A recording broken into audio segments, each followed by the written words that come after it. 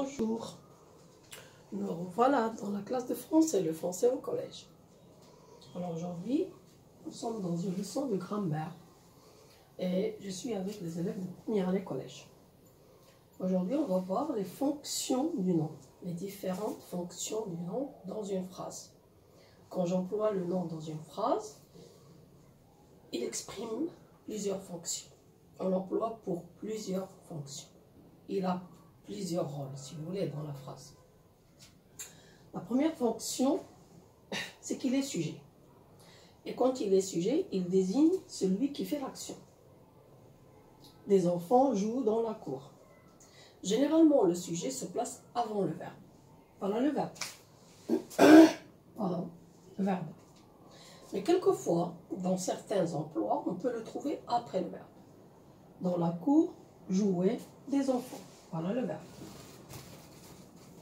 Quand je veux mettre en valeur des enfants, je le mets après le verbe, mais c'est rare. Il a la fonction de complément. Alors, complément, il désigne sur qui ou quoi est portée l'action. Il peut être un complément d'objet direct. Et quand il est complément d'objet direct, il répond à la question qui ou quoi après le verbe. Exemple, Ali appelle sa mère. Ali appelle qui? Sa mère. Sa mère est le complément d'objet direct. Deuxième emploi, complément d'objet indirect. Et là, il répond à la question à qui, à quoi, de qui, de quoi. Et là, on a elle s'occupe de ses fleurs. Elle s'occupe de quoi? De ses fleurs. De ses fleurs, complément d'objet indirect. Je réponds aux questions. Je réponds à quoi? Aux questions, complément d'objet indirect. Donc, vous remarquez que quand il est direct, entre le verbe et le nom, il n'y a aucun mot. Quand il est indirect, il y a la préposition de ou bien à. Vous y êtes? Bien. Il peut aussi être le complément du nom. Et là, il donne des précisions sur un autre nom. On a l'exemple, le chat de la voisine. De la voisine, c'est le complément du nom, le chat. On va le voir dans les extensions du nom lorsqu'on va travailler cela dans la grammaire. Complément de l'adjectif qualificatif. Il complète un adjectif qualificatif. Le père est fier de son fils. Le père est fier de qui? De son fils. Fier, c'est un adjectif. Vous y êtes? Il peut aussi être un complément circonstanciel. Complément circonstanciel de temps.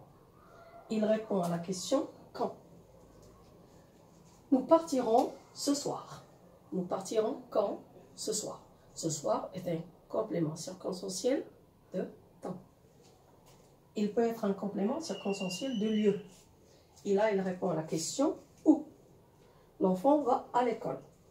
L'enfant va où? À l'école.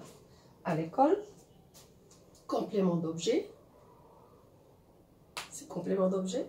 Non. Complément circonstanciel de lieu. Parce que je pose la question où. Il peut être aussi un complément circonstanciel de manière. Oui, donnez-moi un exemple. De manière. Et là, je pose la question comment. Oui. Par exemple. Un exemple. Comment on roule la voiture pour ne pas avoir d'accident? Automobiliste. Il roule. Je peux dire il roule prudemment. Et là, je n'ai pas employé un nom. Prudemment, c'est un adverbe. Si je veux employer le nom, qu'est-ce que je vais dire? Il roule avec prudence. Oui, avec prudence.